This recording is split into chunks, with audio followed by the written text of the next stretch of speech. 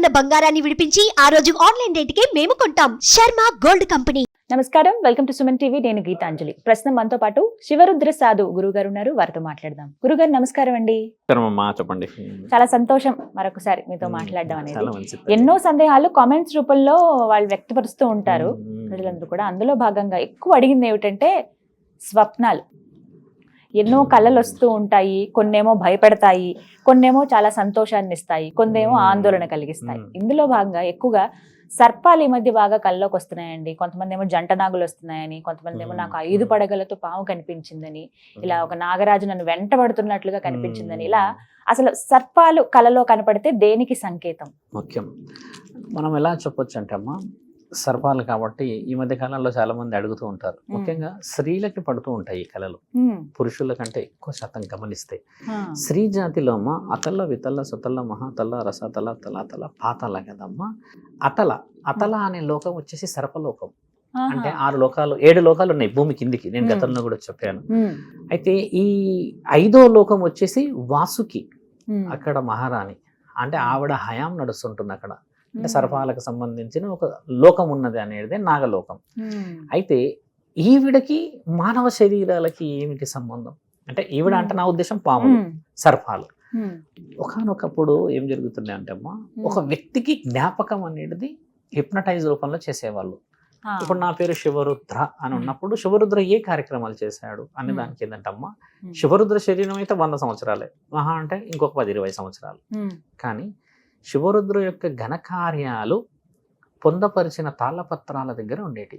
తాళపత్రాల దగ్గర ఎందుకు ఉండేటి? సహజంగా గురువు గారు మీరు అన్నట్టుగానే వజ్రాలు వైడూర్యాలు నిధుల దగ్గర కదా, ఈ గుడిల చుట్టూ ఉంటాయి కదా. అంటే ఒక మానవ శరీరం వచ్చేసి వజ్రంతో సమానం. వజ్రం, ఆ వజ్రంతో ఎలా సమానం అని అంటే, నీ యొక్క జ్ఞానం తాళపత్రాలను రాసి యుగ యుగాలకి నడిపించే మార్గం. అంటే నీది ఎంత ఆ విలువ అక్కడ ఉన్న ఆ బంగారం కంటే ఎక్కువ తెలివైనది. అంటే నీ జ్ఞాన సంపద చాలా విలువైనది. ఆ గురువు గారు కాలక్రమేణా కొన్ని విషయాలు రాసో లేకపోతే ఇంకేదైనా భద్రపరచో కొన్ని వివరణలు పెట్టినప్పుడు ఆ తాళపత్రాలు కూడా దొంగలించుకుపోయే వాళ్ళమ్మా ఇక్కడ నుంచి. మన దగ్గర ఎన్నో దోచుకెళ్లారని తెలుసు కదా. అందులో నలంద విశ్వవిద్యాలయందే 17వ శతాబ్దంలో చాలా పెద్ద అది జరిగి కొన్ని వేల పుస్తకాలని తగలబెట్టేశారు. కావాల్సిన అందులో తాళపత్రాలు ఉన్నాయి, గ్రంథాలు ఉన్నాయి, ఇతిహాసాలు ఉన్నాయి, పురాణాలు ఉన్నాయి. అందులో ఇప్పుడు మన దగ్గర అమ్మ 18 ఏమో పురాణాలు, 18 వచ్చేసి ఉప పురాణాలు. 36 పురాణాలలో అమ్మ మన దగ్గర 36 ఉన్నాయి. ఇంకొక 2 పురాణాలు ఇంతవరకు చదివిన మనగాడు లేడు ఈ 100 సంవత్సరాల్లో, గతంలోనే కాలిపోయాయి. అందులో అఘోరా పురాణం కూడా ఒకటి. ఆ అఘోరా పురాణం గరుడ పురాణం చెప్పిన తర్వాత మేము చేస్తాము అని చెప్పేసేసి ఈ యొక్క గురువులు శిక్షలని అమలు చేయడానికని ఒక పత్రికా సంపుటి అంటే క్యాలెండర్ సిద్ధం చేసిన వాళ్ళు. అంటే ఇప్పుడు అక్కడ ఏం జరుగుతుంది అంటే, మీరు గమనించాల్సింది, శిక్షలు చేసే పుస్తకం ఎతకపోతే ఏమేస్తాం మరి? అలా గరుడ పురాణం కూడా ఎత్తుకుపోయారు చాలా మంది. అయితే గరుడ పురాణం అంటే పురాణాలు కాబట్టి ఎత్తుకుపోయినా కూడా జ్ఞాన సంపదలో ఎవరో రాయొచ్చు. కానీ ఇప్పుడు నేను ఒక సిద్ధం చేసి నీకు ఆయుధం ఇచ్చాను అనుకోండి, ఆ ఆయుధాన్ని నేను మాయం చేస్తే మీరు ఎక్కడ వాడాలో తెలియదు కదమ్మా. అలాగా మన గ్రంథాలు మిస్ అయినాయి. ఒకప్పుడు గుడులు గోపురాల కంటే ముందు వీళ్ళంతా గుహల్లో కూర్చునేవాళ్ళు. గుహల్లో కూర్చొని జ్ఞానంతో రాస్తున్న సంపదని కాపాడాలి అని అంటే, ఎందుకు సంపద కాపాడాలంటే ఇది భావి తరాలకి, భవిష్యత్తుకు ఉపయోగపడే తరాలు. ఇవన్నీ అందులో మంచి రావచ్చు, ఆడవాళ్ళు రావచ్చు, సౌభాగ్యం రావచ్చు, ఇల్లు పిల్లలు, ఈ తినడానికి ఉండే ప్రతి చిన్న వస్తువు కూడా రావచ్చు అని రాసినప్పుడు, ఒక వ్యక్తికి ఇంకొక వ్యక్తి మళ్ళీ కారణ జన్ముడై పుట్టాలి. శివరుద్ర సాధువే పుట్టాలి, లేకపోతే ఇంకొక అమ్మ పుట్టాలి అని కాకుండా, ఈ శరీరాన్ని నేను వదిలి వేరే, ఉదాహరణకి వేరే ప్రపంచంలో పుట్టాను అనుకో అమ్మ.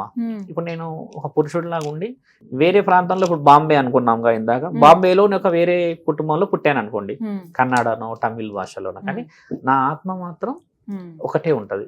నేను పుట్టిన రక్తం వేరు, నేను ఎంచుకున్న దేహాలు వేరు కాబట్టి. కాకపోతే పరమాత్ముడు ఏం చేస్తాడంటమ్మా, నీ యొక్క ఆ జ్ఞాన సంపదకి నీ శరీరాన్ని తీసుకురాగలుగుతాడు. అయితే నీకు అనుమతి ఇవ్వాలి అని అంటే ఆ సర్పం అనుమతి కావాలి. అంటే సర్పం అనుమతి ఎందుకు మనకి? సర్పంతో పని లేదు కదా అసలు. ఎందుకు పని లేదంటే, నువ్వు నిజమైన వాడివా కాదా, నువ్వు దొంగవా అబద్ధమా అని రుజువు చేయడానికి నీ దేహాన్ని మాత్రమే గుర్తుపట్టే వారసత్వం ఇచ్చి, దాన్ని కేవలం ఒక సాధువుని మాత్రమే గుర్తుపెట్టుకునే ఆ చూపు, ఆ మనోనేత్రం అనేది ఆదిశేషువు నుంచి వాసుకి నుంచి వచ్చిన మహాప్రసాదం.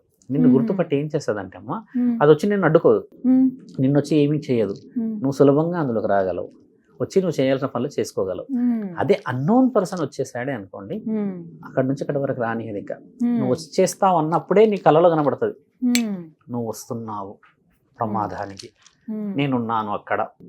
పాము పడగ ఎత్తి కనబడిందంటే అమ్మా నీకోసం ఎదురు చూస్తున్నారు అని అర్థం. అందులో ఏం ఎదురు చూడడం? గురువు కోసం ఎదురు చూడడం.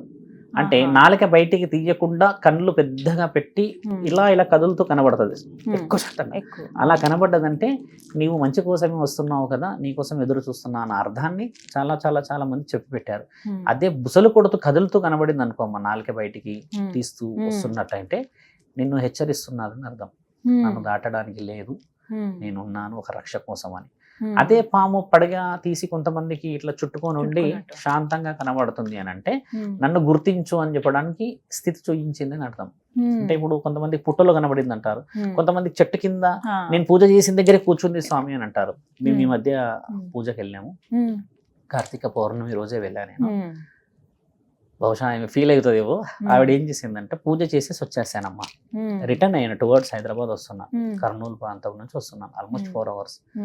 నేను max to max Hyderabad reach అవుతున్న సమయాన్ని ఫోన్ చేసి, గురువు గారు నేను పడుకున్నా, ఎక్కడైతే మీరు పూజ చేశారో అక్కడ తెల్ల పాము పడగ తీసి కూర్చోనుంది అని అన్నారు. అనగానే అంత ధర్మమేలే అమ్మా అది. అంటే మీరు పూజ చేసిన దగ్గర కూర్చోవడం ఏంది స్వామి? ఆవిడ ఉద్దేశం. అంటే నేనేమనంటమ్మా, నేను వచ్చింది ధర్మం గురించి, నేను వచ్చింది ఒక విషయం వివరణ గురించి, గురు సాధకుల్లా కాబట్టి అది కూర్చుంది. అది లేకపోయింటే నిన్నో నన్ను అక్కడ నుంచి పంపించేసేది.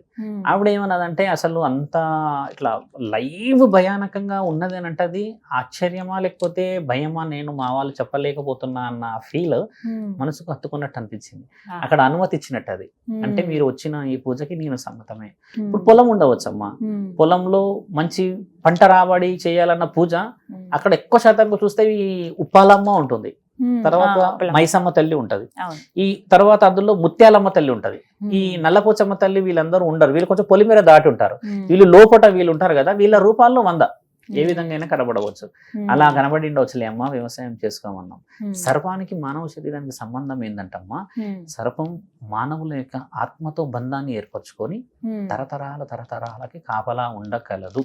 దానికి ఎంత శక్తి ఉంటుందంటే, ఒక్కసారి అమ్మ భూమిలో నుంచి బయటికి వచ్చిన సర్పం నీకు తగిలిందనుకో, తగిలినా నీవు మరణిస్తావు.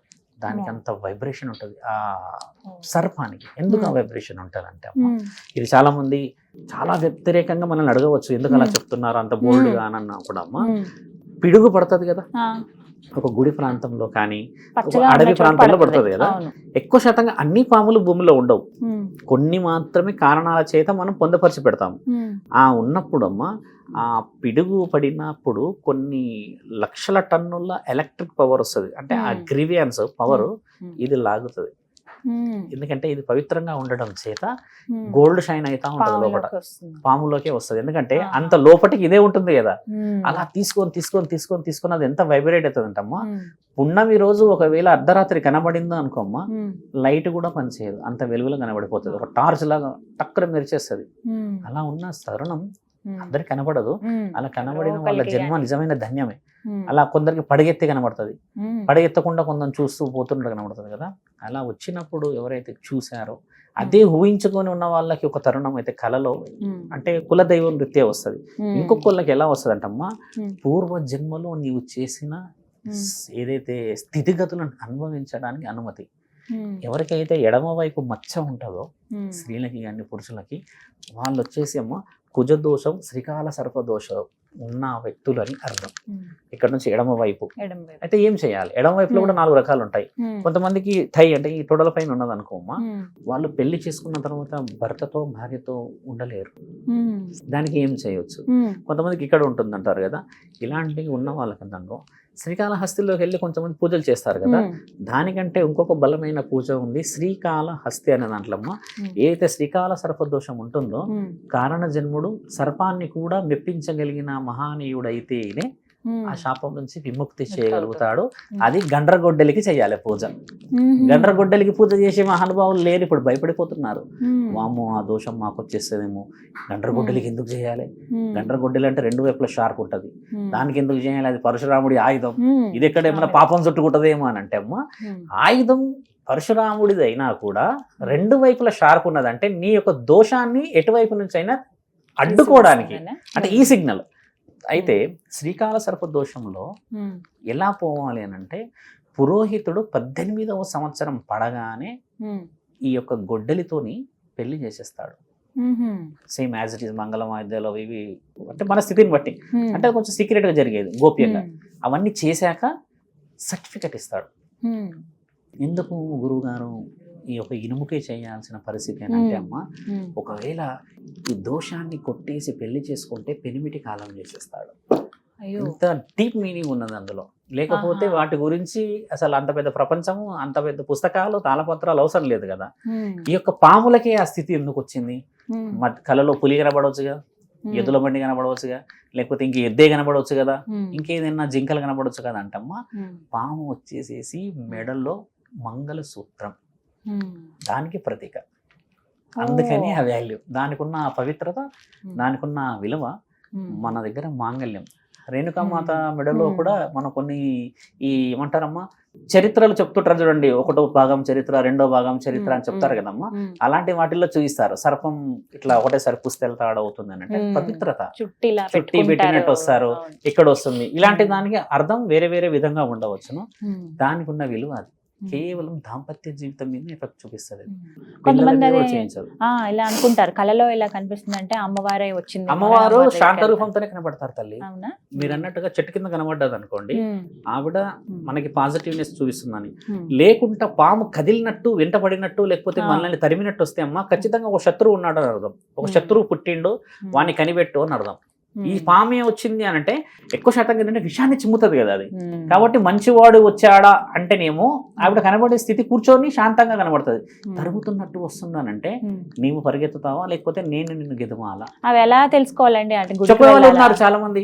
ఇప్పుడు ఒక వ్యక్తి కూడా మమ్మల్ని అడిగారు, అడుగుతున్నప్పుడు చెప్పాల్సిన అవసరం ఉన్నది అన్నప్పుడు చెప్పాలి. మళ్ళీ ఇంకోటి ఏంటంటే ఇక్కడ అమ్మ అలా వచ్చింది అనగానే ఇంకా మన వాళ్ళు చెప్పేది మొదట భయం చాలా చెప్పేస్తారు. భయం అవసరం లేదు, భయపడాలా వద్దా? భయపడాల్సిన అవసరం లేదు. నిజమైన దొరకాలంటే నాకు చెప్పడానికి పరిహారాలు లక్షల్లో ఉన్నాయమ్మా. శ్రీకాళహస్తిలో అది ఏదో డేలో మంగళవారం నుంచి శుక్రవారం వరకు ఏదో 1000-1500 అన్ని వాళ్ళ సామాగ్రి ఇచ్చి ఒకటేసారి కొన్ని వందల మందిని కూర్చోబెట్టి చేసేస్తారు. అలా చేసిన తర్వాత కూడా దోషం పోదు. మీరు బాగా గమనించండి. ఎందుకంటే ఆ దోషం పోకపోవడానికి కారణం ఏం తెలుసా అమ్మా? నీవు చేసిన పరిహారం ఏదైతే పాపం ఉంటుందో ఈ స్థితికి వచ్చినాక కూడా పోలేదు అని అంటే అంతకంటే స్థితి ఇంకా ఒక కుటుంబం నీ వల్ల బాధపడుతుందని అర్థం. ఆ మధ్య ఒక అతను కలిశాడు 6 months క్రితము, నన్ను కలిశాడు వచ్చి, బెంగళూరు నుంచి చెప్పిన విషయం. శ్రీకాళహస్తికి పొమ్మంటే వెళ్ళాను, పూజ చేసాము, అన్ని చేసాము. ఆ సిల్వర్ది కూడా పెడతారు కొంతమంది, పాముది పూజల్లో పెట్టి అభిషేకం చేసి ఎన్ని చేసినా వెళ్ళట్లేదు స్వామి, నేను ఏం చేయాలి అంటే ఈయన గారి దోషం వచ్చేసి వీళ్ళ యొక్క తండ్రి చేయాలి, ఈయన కాదు. ఈయన తండ్రి చనిపోయాడు, కాకపోతే వెంటాడుతూనే ఉన్నదానికి పరిహారం ఎలా రావాలి? మరి పరిహారం ఎలా రావాలి అంటే ఈయన పెళ్లి చేసుకున్నాక కొడుకు ఈయన ఇద్దరు కూర్చొని చేయాలి. అంత లాంగ్ ఆలోచన చేసే వాళ్ళు లేరు ఇక్కడ. ఎలా చెప్పాలి అలా ఏంది స్వామి అంటే, పరమాత్ముడి ఆజ్ఞ ఎలా ఉంటదంటే అమ్మ, 84 జన్మలు నువ్వు చేసిన ఒక పాపము మళ్ళీ నీకు ఇక్కడే వచ్చి పరిష్కారం ఇస్తాడు కదా. ఈ కొడుకే నీ కడుపులో పుడతాడు కదా మీ నాన్న, లేకపోతే పరిష్కారం ఉందని ఎలా చెప్తారు? ఇప్పుడు మన వాళ్ళు మన కడుపులో పుట్టాలని మనం కోరుకుంటాం, అంతేగాని నేను ఇక్కడ ఉన్నామని ఎక్కడో పుట్టడం అంటే అది ప్రాయశ్చిత్తం కాదు కదా. అదే ఆది బీజం యొక్క ముఖ్య లక్షణం. అలా వచ్చినప్పుడు పూజ ప్రాయశ్చిత్తం అవుతుంది. ఆయన జుట్టు పట్టుకొని కూర్చున్నాను, ఇంకా ఇది తెలియక మాకు ఇదైందని అంటే ఒక్కొక్క వ్యక్తికి ఒక్కొక్క విద్య ఉంటుంది. చాలా చక్కగా వివరించారు గురుగారు. నమస్తే అండి. నమస్కారం తల్లి.